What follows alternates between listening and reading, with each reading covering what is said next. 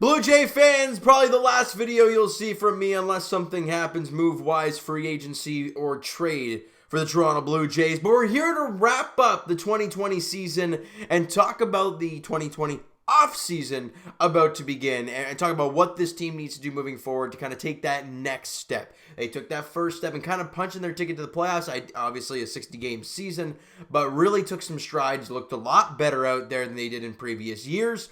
Now they're looking to take that next step. And who will that be? What should they go after in free agency? Whatnot? Whatever the case may be, we'll talk about that a little bit later. But let's talk about what this very unconventional 2020 year was for the Toronto Blue Jays. And we talked about it in the preseason previews, the season preview and whatnot, about how this season could play into the Blue Jays' hands. A young team, very streaky team at times, could play into a good 60-game year. Obviously, an expanded playoffs did help the Blue Jays get in there, even if they weren't. Even if there was not an expanded playoffs, they were only like 1 or 2 games out. So they were right there. And you saw a lot of great things from this team. You saw a lot of great growth from young players. You saw some players not really grow as much as you'd like, guys like Vladimir Guerrero Jr., but you saw Bo Bichette continue to play well. You saw Biggio in the leadoff hole do some really great things. And you saw a little bit of Alejandro Kirk a part of the future, a little bit of Nate Pearson a part of the future. And you got to see Hyunjin Ryu. Forget about that playoff start. Throughout the entire year for what it was, Ryu was awesome for the Toronto Blue Jays. He was great. He did a really good job. Other than the first 2 or 3 games of the year and that one playoff start that he had, unfortunately, it happened in the playoffs. But other than that, those 3 or 4 starts combined, he was stellar all year long. Finished the regular season with a 2.69 ERA and was unbelievable. So he was the ace as advertised for the Toronto Blue Jays. The bullpen was very good. Obviously got overtaxed because the starters couldn't go long enough. Tanner Roark was a terrible free agent signing. Chase Anderson was a subpar free agent signing at that. And your bullpen had to get worked, but they worked extremely well. You saw guys like Ryan Barucki. You saw guys like Anthony Kay, Julian Merriweather. I'm talking about long guys who would usually start for this team. And they came out of the bullpen. They did a great job. Now, next year is going to be very interesting to see what happens to those guys moving forward. But again, next year is a really big question mark, and we'll talk about that in a bit. But a lot of great positives to take from this season. The fact that you made the playoffs, the fact that this team, even though they lost the first 2 games against the Rays, and they were done, and things didn't look great, they didn't play well overall, they got that little taste. And all this really young core of players needs is that little taste to tell them, hey, you can have more of this if you play your rear end off and continue to get better. And they want to do that. You damn well know that this team wants to win. This young core has won at every single level of the minor leagues. And they look to continue to win at the big league level. People hate when people talk about the whole this is a young team, they're still growing. They hate hearing that. But it's facts. It's the truth. And if there's no World Series ring or a series win, people get angry. People lose their mind. People flip out. And ideally, that's Toronto sports fans in a nutshell. And I love them dearly, but that's really what it is. And no one can tell me I'm wrong because it's true. I look at this team and what they've accomplished this year. A lot of great things. Look, we looked at Rowdy Tollett last year and we're like, well, he's basically done. He had a terrible season last year. Swung at a lot of everything. Was rough. Hernandez, done in the outfield. They looked terrible. That was it.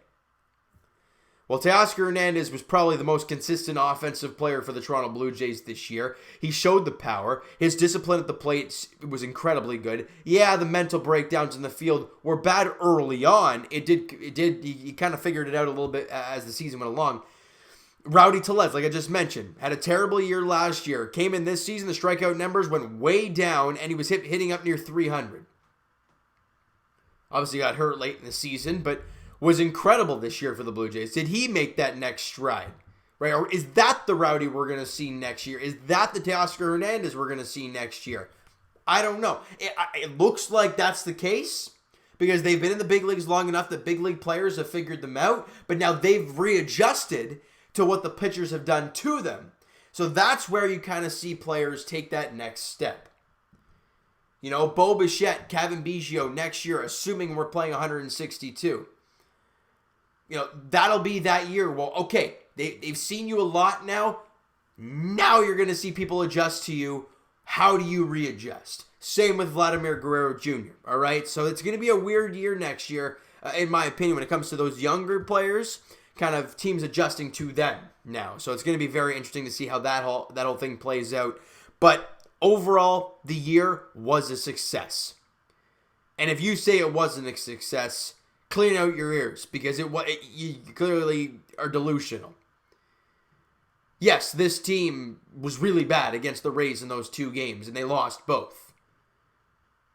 The end of the year, I mean, totally forget their record this year. But they were 32-28. They were 4 games over 500. They had a 6-game losing streak, and it was really bad. But they found a way to get out of it and weather the storm. That shows you a character of a great team. Yes, they're only 4 games over 500. But considering they were a 95-loss team last year, people forget that, right? Only 4 games over 500. It's not that great. You lost 95 games the year before. You were 25 games under 500. And yes, it was only 60 games this year. I get that. But that's over a third of the year.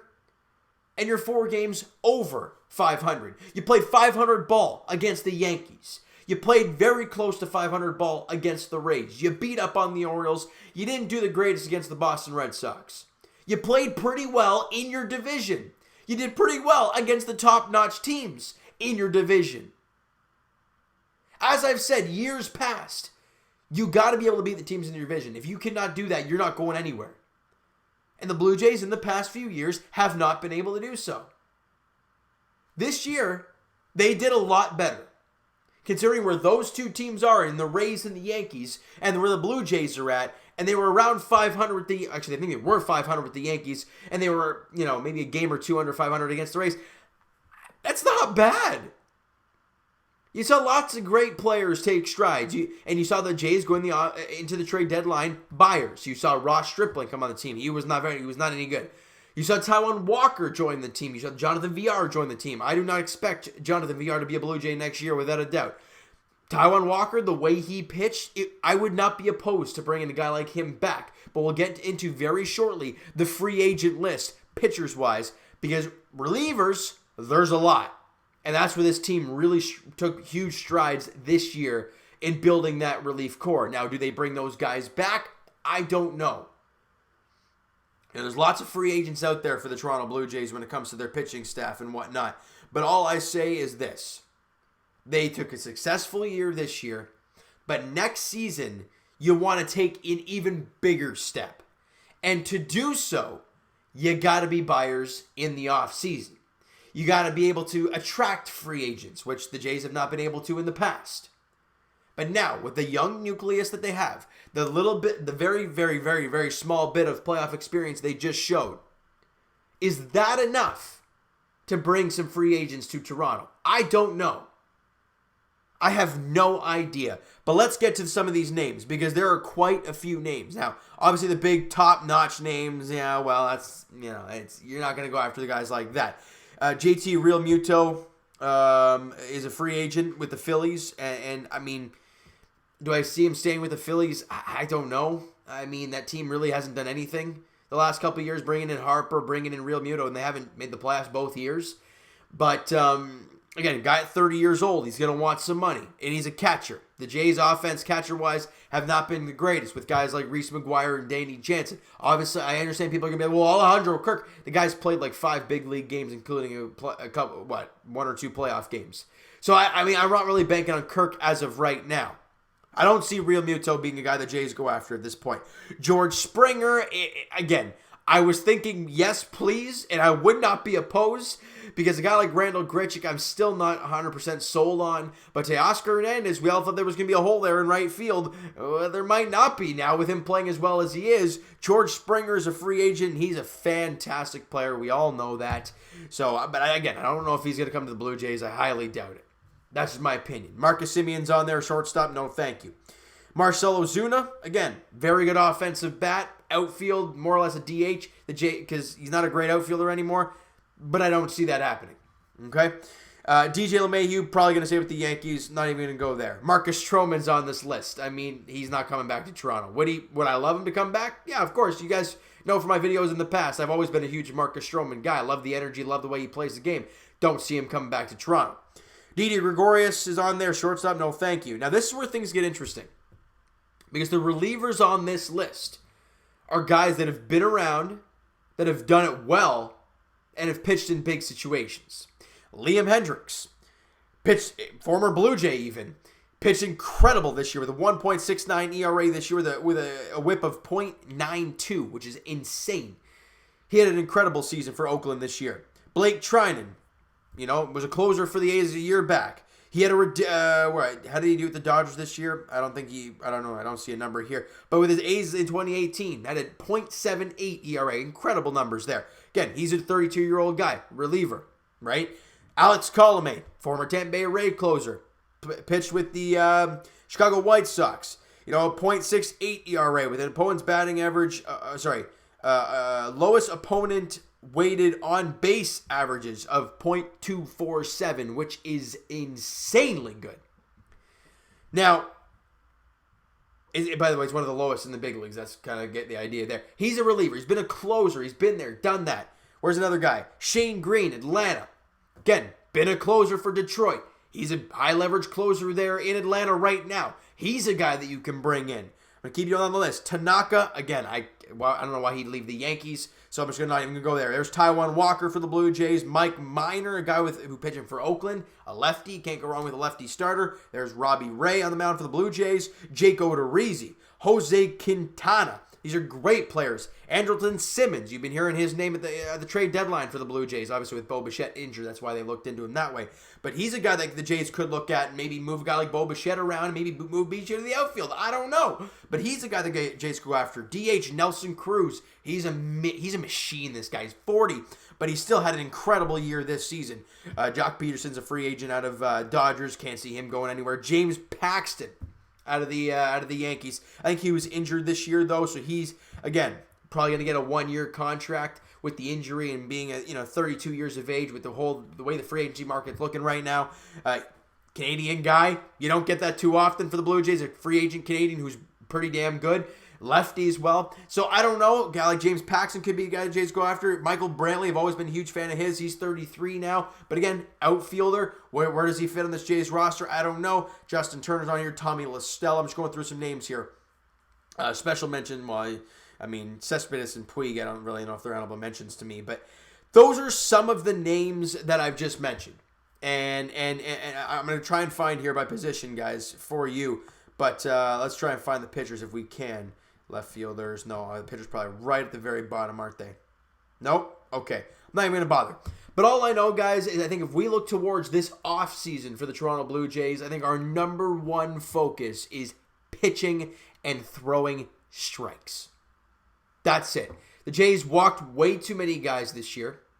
Pitching and defense wins you championships. It's plain and simple. It's bottom line. It sounds simple, but it's very difficult. The Jays defensively really hurt themselves in the playoffs. You look at that Bo Bichette error leading to a grand slam in Game 2. That hurts. Right? Plays that look that it should be made, that aren't made. The Vladdy pop-ups. How many times we see him at first base get a pop-up and whiff on it and overplay it or whatnot. He misses that kind of stuff. The bonehead defensive plays. The mental mistakes. Those things got to change. Smart players and pitchers. Period. Whether it's a starter or a reliever. I don't know what this Blue Jay team is going to look like rotation-wise next year. I have no clue. Are they going to bring a guy like Taiwan Walker back? I don't know. Are they going to bring back a Robbie Ray? I don't know. We know they have Roark. Damn it. We know they have Ryu. They got Peterson, who they're definitely going to stretch out to be a starter again. What are they going to do with guys like Anthony Kay, Julian Merriweather, Ryan Borucki, Thomas Hatch even? You know, and all these other guys growing, Manoah, Woods Richardson, guys who were at the alternate site this year. I don't know what's going to happen moving forward with the young players, kind of where they're going to fit in this team. I like Thomas Hatch out of the bullpen. I like Merriweather out of the bullpen, those power arms out of the pen.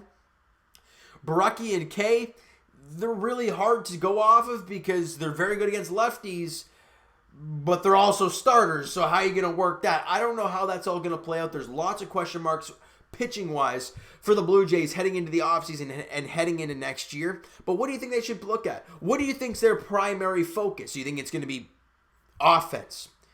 Do you think it's going to be pitching? If it's going to be pitching, what specifically are they going to look for? Any specific players you want them to go for? Anything trade-wise you want to go for, guys? Let me know in the comments because I want to get your guys' take on what this is going to look like this offseason for the Toronto Blue Jays. I understand the Leafs just drafted their first-round pick, Rowdy Aramov, something like that. And a lot of Leaf fans are up in arms because they didn't go after a defenseman. I'm going to get to that video tomorrow at some point in time. Because Leaf fans got to just take a chill pill and relax, all right? And I'll get into that video tomorrow. But as for the Blue Jays, guys, it was a successful year, without a doubt. Free agency, we have no clue what it's going to look like. I was listening to Ross Atkins on Tim and Sid a couple days ago, I think it was, and he said he really did a good job because he said this. Baseball's in a really tough spot because at least hockey and basketball had half a year revenue to go off of, so they might not look as bad in the free agent market as baseball, who didn't have an entire year of fans and merch and whatever the case there.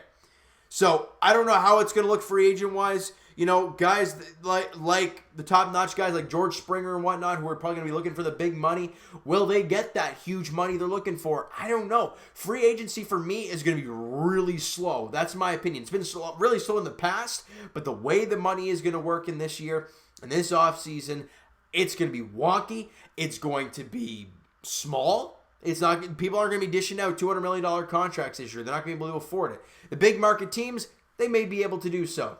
And that's where I don't like baseball in that sense because, man, the Yankees go out there and grab a guy like George Springer for $200 million, but this team can't even spend that money because of COVID. That's why they can't go after him. And that's where I don't like baseball in that sense. But, again, it's the way it works. It's the way of the world right now. And for the Blue Jays, I just think they need to focus on pitching, throwing strikes. You don't need guys like Robbie Ray. As much as he did a great job in that playoff performance, and really overall as a Blue Jay, I didn't think he was that bad. But again, if you want to bring him back, that's great. He's a strikeout guy. It's nice to see. Maybe he can work things out on his location and whatnot. But overall, we don't need guys like that anymore. You need guys who are going to throw strikes. Guys, look at Hyunjin Ryu's numbers. And again, I will reiterate, people want to rip on him for that one game. And that's fine because that's Toronto sports fans in a nutshell, as I said. They will find the negatives and rip apart that.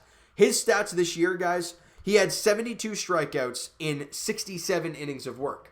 He walked 17 guys. And realize the first two starts, he struggled walking batters. Well, I'm going to try and find those numbers for you guys here. Where are the walks? There they are. His first starts, where was that? In July against... Right, so he walked 3 in his debut against the Tampa Bay Rays. Then he walked 1 against Atlanta and 3 more against the Atlanta Braves. And then 2 more the next game against Miami. So you guys do the math there. That's 9 of the 17 walks in his first 4 starts. Then the next 2 games, he didn't walk anybody. Ryu is a guy who throws strikes. And look at his numbers. You throw strikes, you throw quality strikes, you do a lot of great things. Now, the Blue Jays relievers did a really good job this year, throwing strikes for the most part. And look what happened. They were really good. The Blue Jays starters weren't. Anderson was terrible, in my opinion. You know, Roark was an absolute garbage dumpster fire. So, I don't know what they're going to do moving forward, but I'm excited to figure it out. I trust Atkins. I trust Shapiro. Nobody else has. I can't say that. I can't say nobody because there has been people who do trust these guys. But we knew what they were building. We knew the situation they came into. We knew the situation they were going to be building. They got lots of great young prospects in the minor leagues. The question is, are they willing to give out more money? The way COVID is kind of screwed around with the free agent market right now, we don't know what it's going to look like, all right? So you know what, guys? That is going to do it for this one. A little bit of a longer video than I would have liked, but here you guys go. All right, so if you guys liked the video and like the year and are ready for the offseason to get going, smack that like button to appreciate that, guys. Hit the subscribe button if you guys have not already. Comment down below your thoughts on the video, your thoughts on the season as a whole, your predictions for the offseason, what you think they should look forward to moving forward. All that great stuff, guys. Let me know in the comments below. All right. Twitter is down below for myself. Follow up, send me a DM, all that great stuff. Also, the Instagram link is oh my goodness, I did not want to do that. Instagram is down in the description as well, guys. Go follow up down there. Send me a DM if you guys are interested in that as well. All right, and I will talk to you guys Leafs edition tomorrow as we'll talk about the draft and wrap up the entire NHL draft and talk about the Leafs picks and what do they look like. Do we like the draft? Do we not like the draft? We'll talk about that tomorrow afternoon-ish. All right? And as for the Blue Jays, we'll talk to you guys at some point in time whenever they decide to make a move because I've done my review and preview, season review and off-season preview. Now it's the Jays' turn to give me something to talk about on here for you guys. All right? So thank you guys so much for listening and watching. Hope you guys enjoyed the video. Talk to you guys then.